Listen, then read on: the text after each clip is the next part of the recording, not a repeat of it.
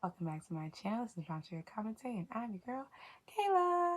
If you are new here, make sure to subscribe for more videos. Okay, let's get right into it. So today I want to talk about my favorite television slash films of the past year. I did a part one where I talked about my favorite albums of 2020. If you haven't watched it, check it out for sure. But now we're going to talk about my favorite television and films. And so I mentioned this in my favorite albums video, but like music was very okay for me. Like it wasn't as mind blowing as 2019, at least for me it wasn't. There were some obviously some standouts, but as a whole, it simply just wasn't hitting like it did the year before. And that was okay. I told y'all I gave everybody a pass. It was a rough year. No harm, no foul, basically. But despite it also being a rough year for actors and writers and producers and some of people having to halt filming for a lot of things, and the closure of the movie theaters, which, by the way, I never realized this until like recently that the movie theaters was dead my happy place. Like I love movies. Like I always knew I loved movies, but I didn't realize how much I truly loved movies and going to the movie theaters until I really reflected on all like most of the movies I've seen within the past 4-ish years. I've seen them all in movie theaters. Like I just love the experience of the movie theater. Like that's why I was so upset that when Soul came out, the new Pixar film, that I couldn't see it in the theater because the way that would have been a cinematic experience, like some movies are just better to be consumed in theaters, which is why I know a lot of movies ended up not coming out this year, like Candyman I think was one of them, and a lot of movies I think people would have received them better had they got to see them in a movie theater. But I just love it. Like I don't care if it's $15. I'll pay them $50. I always buy popcorn and an icy. I just like sitting, like I just like enjoying it, like the communal experience of it all. And I don't even know when we're ever gonna have that again. Like, and it's like you never know you got until it's gone. Like I love me a movie theater. Like I don't know why, but I just do. But neither here nor there. Television, especially television, both network and on streaming platforms like or Netflix original, Hulu's original, Amazon originals, they have been standout seller. Like they have really been putting in the work. Okay, HBO Max, if you don't have HBO Max, what are you doing?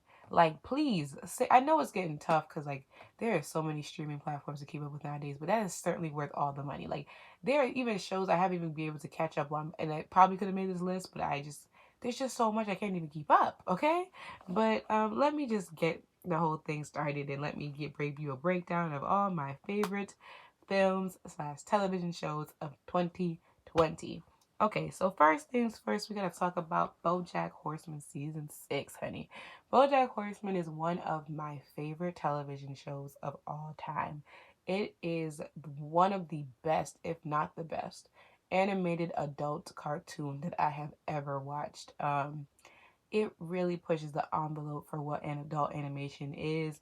I stumbled upon it like 2 years ago.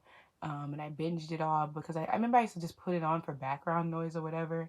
And then I really watched it and I was like, oh my God, like this show deep. Like this is not like a Family Guy, like slice of life type show. Like this show gets deep. It gets you in your feelings. And I was living like the way that this show really just pushed the envelope and just raised the standard for what adult animation is. I just gotta always appreciate it. Like I told y'all before, or I have maybe I haven't, but animation is so much. We should give animation way much more as a medium than we do. We always see animation, we think, oh, like it's for kids or it's like not that serious because you have the Family Guys and the Simpsons where the shows are just kind of just crass humor and whatever. But BoJack said, oh, stop right there. Let me show you how it's done. Okay, and the fight this season was broken up into two parts. The first part came out last year. The second part came out this year. And boy, oh my goodness. For those of you who don't know what BoJack Horseman is, basically it's to give you a synopsis from IMDb. BoJack Horseman was the star of a hit television show Horsing Around in the 80s and 90s, and now he's washed up, living in Hollywood, complaining about everything, and wearing colorful sweaters. Okay, and this last season dives into basically the idea of kind of cancel culture and what happens when your past transgressions come up to haunt you, and what does that do? BoJack Horseman, BoJack as a character is very much like a character that you want, like, for at least for me, like, we're supposed to technically root for him because he's the main character, but he does a lot of problematic stuff. He's the type of character that you're constantly like screaming at the TV, like, "Oh my God, don't do! Why did you do that? Like, why?" But at it all, like, it was just an emotional last couple of episodes, especially the view from halfway down. Oh my God, boy, did it take us through it. It is, whoa, that is the best show. I mean, the best episode from the season, and it was a bittersweet conclusion. I mean, it was a great conclusion because it definitely did, tie up kind of whatever loose ends that they could. I definitely wish the season could have been longer. If we got one more season, that would have probably been a little bit better. But that's just probably me being selfish because I love the show so much. But I might do a deep dive with BoJack. If you're interested, please let me know. I might just do it for fun because I'm gonna do another. Like, I've watched the show in its entirety like 3 times, but I will watch it again. So I haven't watched it in its entirety since season 6, so I have to do that. But yeah, it's just good. Like, BoJack is just, it did what it had to do. At least it tried. You know what I mean? Like, it tried to tie up everything. And like I said, View from Halfway Down was astonishing. And the last episode definitely got me in my feelings, especially the last final shot with him and Diane sitting on top of that roof like they did in the first episode. That's storytelling. Boy, let me not. Okay, there's so much great videos on BoJack though. But if you want me to do a video, I definitely will, because I'm going to be analyzing it anyway. I have so many thoughts and opinions. So if you love BoJack like I do, definitely. But BoJack season 6, or really the series finale, like, boy, what a time. Okay, next we have Blood and Water. I mentioned Blood and Water very briefly in my Where's All the Black Girls, the Raise Your Black Girls on Network video. That's my very first video on this channel. If you haven't watched it, also check it out. Shameless plug. But it is literally the only show on on Netflix where the two main characters are two dark-skinned girls. So it takes place in South Africa, and it was some mess. There's only 6 episodes though, but I think each episode's about an hour long, but it takes us on a ride. Here's the synopsis. Okay, a local teen uncovers her family's secret past, and navigates the complicated world of a South African high school.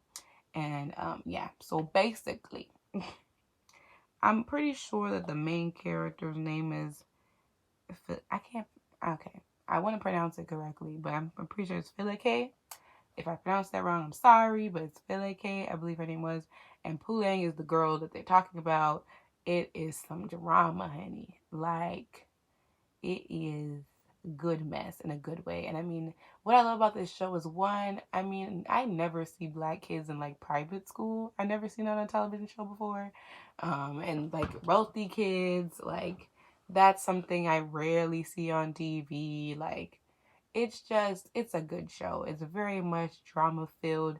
It ended on like a cliffhanger kind of. And so, but it's good. Good acting, good. It's visually appealing, like, good cinematography. It's all the great things. And I'm so happy that people really have been watching it enough for them to get a second season.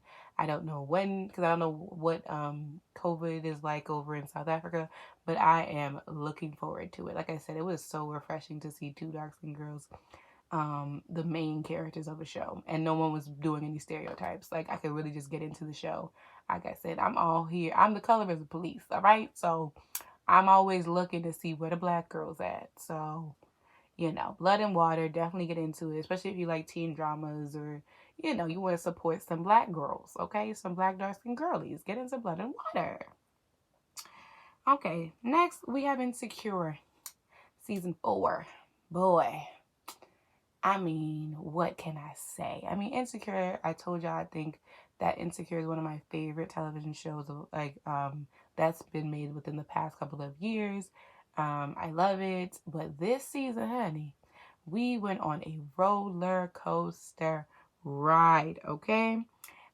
This season was pretty much all about Issa and Molly and the breakdown between their friendship. It's been about those two really from day one. They're really the core of this show. Like, yes, it was Issa and Lawrence, but I think above all else, the thing that was constant to us as the audience was Molly and Issa. Like, it's always been those two. And while we've seen some cracks in the relationship between, season 2 and 3 specifically, it was never this bad. And this season really took it up and showed the breakdown of this complicated friendship to the point where the two ladies get into it, okay? This season, Issa really was doing a lot. Not like in a bad way, though. Like she was trying to get huge. Finally, we seen her in a good space. She was kind of content with being single. We really didn't see her into no man problems or issues until towards the end of the season. She's, trying to host this whole block party thing. She's in her element. She's glowing. She's shining. She's grinding. She's making new friends with Miss Condolences, aka Condola, which was complicated because Condola was dating Lawrence and, whatever, and what happens at the end of the season. But basically, okay, in the end of it all, Molly and Issa get to scrapping physically, okay, and they have this huge blowout, and Issa and Lawrence rekindle. If you haven't watched the show, I'm sorry if you haven't. You had to have seen it by now. Come on, what you doing? And and the block party was a success, but that bombshell, okay, with Miss Condolences, I got taken back to a time when Miss what was her name, Janine, popped up on Derwin and said she was pregnant, or when Derwin told Melanie. I don't think that's how we found out. Is it? I don't remember. It's too long.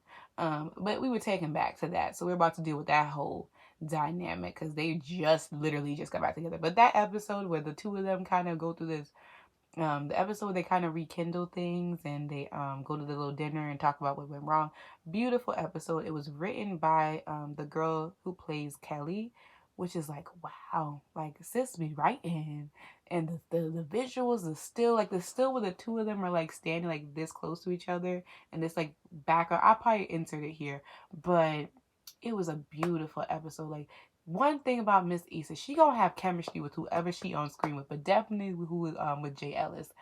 They have crazy chemistry. Issa and Lawrence are very cute, as complicated as they are. But I just love that this season really focused on the complexities of friendships, especially as you grow up, as you move and whatever, and like how friendship breakups be worse than relationship breakups, especially for girls. I feel like we be so close in our best friendships that like when we stop messing with each other, it be bad. It be real bad. But yeah, season 4 is definitely one of my favorite seasons of the show so far. Like next to season 1, it's my favorite season. It was really good. I cannot wait till next season. I don't know when the hell we're gonna get it because we already had to wait 2 years for season 4. So God knows when we're gonna get season 5, Lord. But I hope it's next year. I'm praying it's next year, but I don't know. Okay, moving right along, we have Rami. Rami is a Hulu original show, and to give you a synopsis, based on IMDb once again, in New Jersey, Rami, son of Egyptian immigrants, begins a spiritual journey divided between his Muslim community, God, and his friends who see endless possibilities. So this was season 2. So if you haven't seen season 1, what are you doing? Rami's a great show. I'm pretty sure it won a Golden Globe for Best Comedy, and rightfully so. This show is so well written. It is so damn good. And I love shows about different characters. I feel like when it comes to like characters of color, beyond black characters, but definitely black characters and non-black POCs, like we don't get much or they don't get much, okay? It's very little, especially when it's like Muslim characters. Like it's always like the model minority with like, especially like even Asian characters that are Muslim. Like it's always, I'm a nerd, I'm good at school, I have like nothing going on except for being smart, and that's it. But definitely not for like Egyptian. Like I've never seen, I think, an Egyptian protagonist in a show before. But what is great about Rami, especially season 1, I love the fact that they explored all the characters, like his mother, his sister, and his father. I love that. This season we didn't really get a lot of that though, but it was okay because the mess continued. Rami's another character that you want to root for him so bad. I love Rami, but Rami be getting into some shenanigans, fam. Like another one, I'll be screaming at the TV, like, what are you doing? Like, especially this season, what are you doing? But it was a good season. Once again, written well. It's a very well written show. And Mahershala Ali was on this season. If you don't know Mahershala Ali, Moonlight, great actor. Okay, great actor. And oh my god, he did such a good job. And Rami, I can't wait for the new season, next season, because this season was a trip, honey. But you definitely check out Rami. It's a great show if you want to look at a show, like I said, exploring especially Muslim people, because I feel like we don't get that a lot. That's one of the first shows where I learned a lot about like the Islamophobia that occurred after 9/11. Like that was a powerful episode. But yeah, this episode, there's a lot of good episodes, but probably like the finale, because the two episodes leading up to the finale, or the one before the last episode and the last episode, those two episodes ridiculous, because Rami is a hot freaking mess. Okay. Next, we have Little Fires Everywhere, also a Hulu original. It's based on Celeste Ng's 2017 book that follows the intertwined fates of picture perfect Richardson family and the enigmatic, and what is this? Enigmatic mother and daughter who upend their lives. And yeah, it's only 8 episodes. It's a limited series. And boy, Kerry Washington, who plays Mia, and Elena is played by the wonderful Reese Witherspoon. They acted down in this limited series. I was glued to my tablet. I was astonished. It's a great depiction of kind of privilege, and who gets it and who doesn't, and what happens when you grow up without privilege, and who does. Kind of the left, even though Elena, I feel like she's not really a left. She might be a Republican. I don't know. Or she's one of those white people who like to think that they're saving black people, but it's a lot of microaggressions from Miss Elena.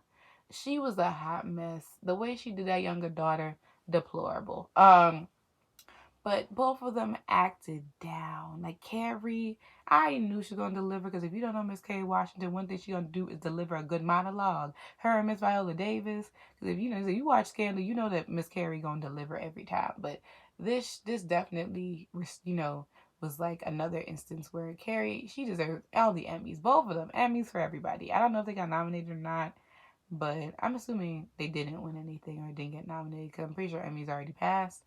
But mm, what a show! What a show! I really wish it was a series, but I get it. Like I like when shows know, like, that it's a limited show. 'Cause I think it's based on a book. It's really hard to make a whole series out of that, especially if there's no sequels to that book. So it was good though. Get into it. If you haven't, get into Little Fires Everywhere. You will not be disappointed. Next, we have Seal in the Spades. This is a movie that came on Amazon Prime Video, and basically the synopsis is 5 factions run the underground life of Haldwell School, a prestigious East Coast boarding school. At the head of the most powerful faction, the Spades, sits Selah Summers, walking the fine line between being feared and loved. Another just, ooh, this movie took me through it, okay? But another movie I lived for the moment I seen the trailer, because Miss Lovey Simone, if you don't know who Lovey Simone is, she was the daughter um to one of the kids in Greenleaf. If you ever watch Greenleaf, it's a own series. It just ended. She's in there, so I knew her from there. And she acted down. Also, the wonderful Jerome Jerome is in this. If you don't know who Jerome Jerome is, once again, what are you doing? He was in Moonlight, but most people know him for his amazing role in the limited series When They See Us on Netflix that came out 2 years ago. I think it's 2 years ago now. Maybe a year. I think it's 2 years though. But once again, we have a dark-skinned black protagonist, which is why I'm like, Lovey needs to be in more things. I need her in more flipping things. That girl is gorgeous and she can act. I need her. I think they're gonna turn this show into a series though. So, but this movie was a mess. Okay, Selah is a mess. She's a mess. Like, she's like a little mean girl, but you can see why. They give her good enough like context as to why she is the way that she is. But it's another really good movie where you can just really just sit down and just watch teenagers get into some shenanigans, okay? She's like this girl who's at the top, and she will literally do anything to stay at the top, despite like literally anything, okay? I don't want to say too much, but yes, okay. I was living for this. It was really good. I really loved it. It was good, like I said. And they go to boarding school. Like, I ain't never seen no black kids at a boarding school. I'm telling you, I just like black kids just doing different stuff. So it was just great to see a show where, or a movie where, you know, their black kids are just not, oh, we're just in the hood with it. Like, yes, those are some black kids' reality, but not every black kid lives like that. And not every black movie or movie with a black protagonist, we gotta talk about race the whole time. There are other black kids where, yes, race is technically a reality, like in the grand scheme of things, but on like a day to day thing, like that's not what I want to see right now. I'm trying to escape. Like, I want to just live in the moment. And so this movie did that for me. It was a hot mess, okay? A hot mess. But yes, I love to see that in the spades. Next we have I May Destroy You. Oh, another. This one's on HBO Max. It's also, I guess, it's technically, if you're in the UK, it's I think BBC Video. But boy, Miss Michaela Cole, genius, genius, genius. Michaela Cole, you probably best know her for her role in Chewing Gum. But she brought this show to Netflix, and Netflix tried to play her and lowball her, and she took her talents over to HBO, and rightfully so. Okay, because this show, best television I've seen in a just. I say that, I feel like I say about a lot of things, but no, it's best television in a different way. Like, it definitely, like, it's not, number one, this is not a show for the weak heart. It's not one you should binge in all one day because of the trigger warnings within it. Because basically, okay, let me just tell you the synopsis and you'll know why I'm saying it's a trigger warning. But basically, the show's about, after being sexually assaulted in a nightclub, Arabella's life changes irreversibly, and she is forced to reassess everything, including her career, friends, and family. Boy, boy. This show takes you through the ringer, especially like the last episode where we basically have to relive the night of her assault like over and over and over again. But that's the best episode to me. Okay, great show.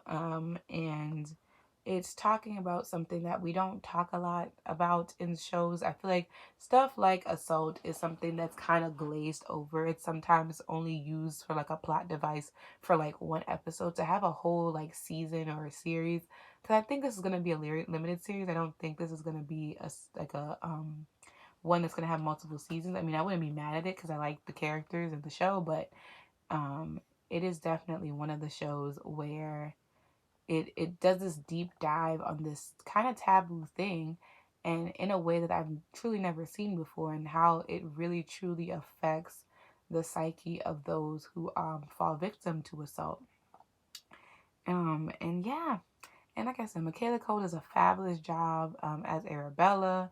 You got Terry, who is I love Terry. Terry did some stupid stuff in this show, but you can tell that she means well. And then you have Kwame, who also goes through a trauma himself. I mean, every one of these characters go through a trauma, and you kind of see how something that can similarly happen to everyone, or kind of like they go through, all of them go through assault in different types of ways, but the way that they deal with it is very different. I mean, because it's really based on a lot of things, based on their family, based on kind of the nature of what happened, and all of that stuff. So I love that the show does that, and it shows these different perspectives and how each of these characters handle this very awful thing.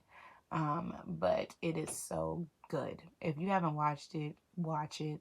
It's really good. The writing is amazing. Like, the symbolism and themes throughout, even the music. Like I said, the last episode, they basically play all of like Archandroid by Janelle Monáe that came out like years ago, one of my favorite albums. And it is the use of her music, especially in that album specifically, is a brilliance. It deserves awards, okay? Michaela put her foot in that series, period. But like I said, do not watch it all in one day because you will get overwhelmed for sure. Okay, next we have P Valley, honey. We got P Valley, all right? We going down to Mississippi, okay? This is a Stars original show, and I literally had to get the free trial because I do not have Stars. But P Valley, basically it's about the Pink is a popular strip club in Mississippi where intrigue abounds when the mysterious Autumn is welcomed by Mercedes, the dancer, and Uncle Clifford, the club's discreet owner. I don't know why I said it in that voice, but like, man, P Valley down in the city where the girls get naked. Let me not. Let me not. This one is a little bit on the more explicit side because this show surrounds a strip club, and so that's really interesting. I mean, I love that. I've always wanted a show to be about strippers. Like I've always wanted to see a stripper show, and this show, it delivers. I mean, it has very iconic characters, iconic lines. See murder, okay? Am I crooked little eye? Come on, that yo. If you haven't watched P-Valley, definitely watch it. It is like it's iconic. Like I lived for every moment of this show. This show was a hot mess in the best ways. We got mystery, we got murder, we got stripping, we got beautiful black women. Um, I kind of want to do a deep dive on P-Valley though. I kind of do. Maybe I will, maybe I won't. Let me know if you watch it and you want me to, because I'll definitely do it. Okay, like I love people. I miss the Pink Child. I be sitting there every Sunday. Like it's Sunday, right? Came out.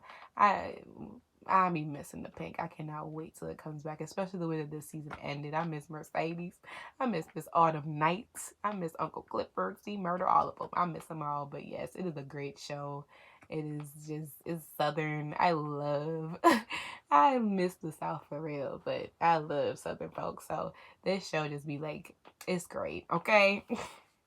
And lastly, okay, one of my favorite movies of this year is The Five Bloods, directed by Spike Lee, who I love. Okay, Spike Lee is one of my favorite directors of all time, and he did not disappoint. This is on Netflix.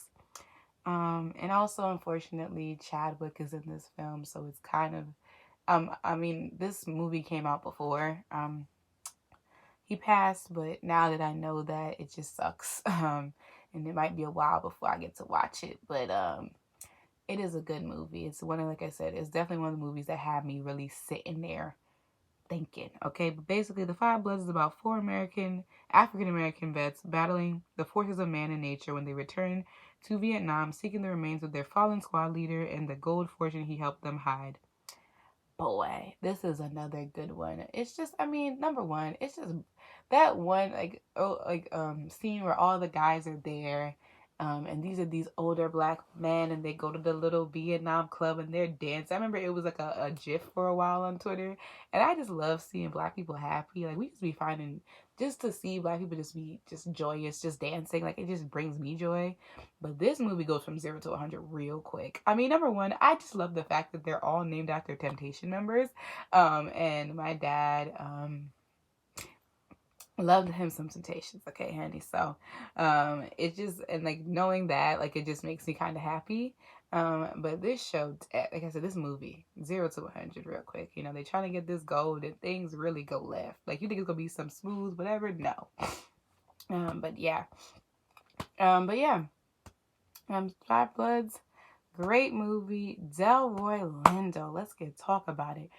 Oh my God, my man be acting. I don't feel like he get his flowers for real, but you know, one thing I love about Spike Lee films are like those moments where characters like delivering some type of monologue or a speech, and he like does that close up, that kind of where it's just the still, and it's kind of like just that one character, and you're kind of like, you feel all the intensity of the scene. Or especially when like the camera, I remember I watched some video where they explain what the technical term of it is, where the camera is moving but the character feels like it's like they if I know what it is, I'll put it on the screen. But oh my God, the he acted down in this movie, especially that scene. Oh my goodness. Wow. I mean, everyone did a great job, but Delroy delivered. I mean, it explored like PTSD, especially war veterans, especially black war veterans, in a way I've never seen in a television, or not television show, but in a movie. So everyone did what they had to do. Spike, Chadwick, Delroy, as well as the other actors in this film. It was really good. It was a really good time. Like I said, another movie that's kind of on the intense side, but it is definitely worth it. It is definitely good cinema. And now I'm just going to give y'all some honorable mentions where, you know, we don't have all the time in the world to really go through every great thing that happened. And these are kind of some of the things where either I didn't get to watch it, or I watched it, but like it wasn't, I didn't love them as much as the ones that I mentioned and all that good stuff. But anywho, let me just get right into it. I mean, number one, we have The Photograph. That was literally the last movie I ever seen in theaters before the world shut down. I mean, Lakeith, Issa. Like I told you, Issa always got good chemistry with every dude she with. And Lakeith, very interesting man. That's all I'm gonna say. But they two brown skinned people in a movie about love. I mean, there is not no movie about love I done seen with black folks in a good cool minute. So this was so refreshing to see. I mean, we have Grand Army. I'd already talked about it. If you haven't watched my video doing a deep dive on Grand Army, check it out. Big Mouth season 4, which is like, I know people have very funny feelings about Big Mouth, but it is actually a great show. Like, yes, it's about preteens and sexual themes and sometimes has very gross out humor, but the way that they handle like mental illness and kind of using these symbols and these certain characters to represent certain really complex themes, like they do it really well. And this season was really, really good. Especially talking about anxiety, and even Missy, who was a biracial character, and how she's kind of going through this like identity crisis kind of deal, and even how the show actually, the girl who plays her actually stepped down to give a black woman to be her voice actress. And I think that's pretty damn dope. Even though the girl only got to do like one episode, the last episode, I'm really looking forward to what they're going to do with Missy's character in the future. Also, the Euphoria special that came out a couple weeks ago, Zendaya earned that Emmy. I tell you that, she earned that Emmy. And the guy who plays Ali, oh my goodness. Oh, I kind of want to talk about Euphoria too. I might, I just might. We'll see. But that was also really good. I love me like a episode where like a character just stays in one spot, like it's just two characters and they're just having a conversation. I just love shows like they do that. We have Lovecraft Country. I know everybody loves this one and how great it was, but I have not finished the series yet, or the season yet, so that's why I said honorable mention, because I definitely would have put it in thing, because what I have seen is amazing. So, but I haven't finished it yet, so I definitely got to finish it very soon. So when I do, I'll probably talk about it. Maybe not, because that's a very complex show. Maybe not. I don't know. We'll see how I'm feeling. Jingle Jangle, which is a Netflix Christmas movie that came out about last month. Amazing movie. You should definitely check it out. Since, I mean, it's technically still the holiday season, so check it out. You know what I mean? And okay. So, I know there's Maraine's Black Bottom. I have been so hesitant to watch it because of to Chadwick. I'm just so, I said to Chadwick. I done put T'Challa and Chadwick in the same name, child. But no, like I'm really hesitant to watch it. I'm gonna watch it. And also, what else? There's Sylvia's Love, I think is an Amazon movie. It looks really good. Also, I haven't watched it, but I'm gonna watch it. But yes, these are my favorite movies, television shows that I have watched this year. Also, I forgot about This Is Us. Oh my God. But honorable mention, This Is Us. It's an NBC show. If you haven't watched it, what are you doing? One of the best shows on Netflix. Not Netflix. Network television by far. By far. Especially this past season. Boy. I was in a clubhouse room. We were just breaking down all the characters. Man. What a time. Anywho, we're already here too long. But yeah. Television and film really did what they had to do this year. I cannot wait to see what's going to happen in television and film in the next year. Thank you guys for watching. Let me know what your favorite television shows, movies, whatever, down below. Did I mention them? How do you feel about the shows and movies that I mentioned? But yeah, thank you guys for watching, and I'll definitely see you in the next one. Peace out, y'all.